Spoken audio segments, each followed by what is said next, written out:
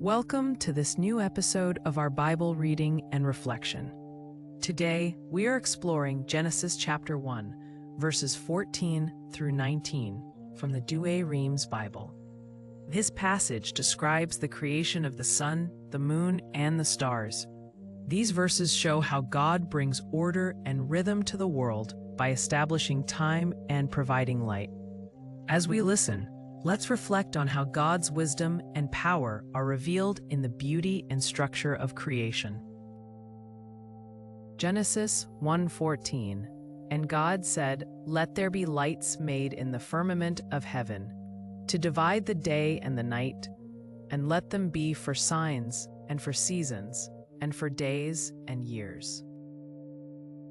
This verse marks the moment when God introduces lights into the heavens. These lights are meant to separate day from night and help set the rhythms of time, like days, seasons, and years. The verse shows God creating order in the world. The lights also serve as signs, perhaps guiding people by marking important times. This highlights God's care in preparing everything humanity would need. The world is not random, but thoughtfully arranged by its Creator. Genesis 1:15, "To shine in the firmament of heaven, and to give light upon the earth. And it was so done." Here the purpose of the lights becomes clear. They are to shine and give light to the earth. Light makes life possible and helps things grow. The phrase, "and it was so done," shows the power of God's word. What He commands comes into being. This reminds us that God's will is always effective and trustworthy. His word brings light and order to the world. Genesis 1:16, "And God made two great lights, a greater light to rule the day, and a lesser light to rule the night, and the stars." This verse identifies the two main lights as the sun and the moon.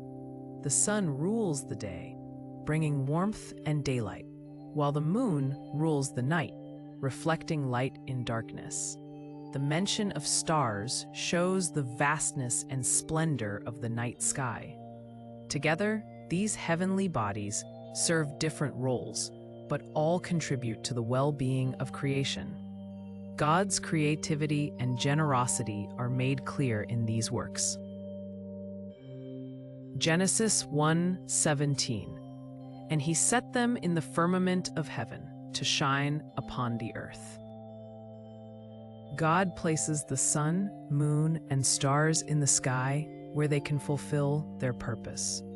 Their light shapes both the natural world and our daily experience. This verse highlights God's ongoing care.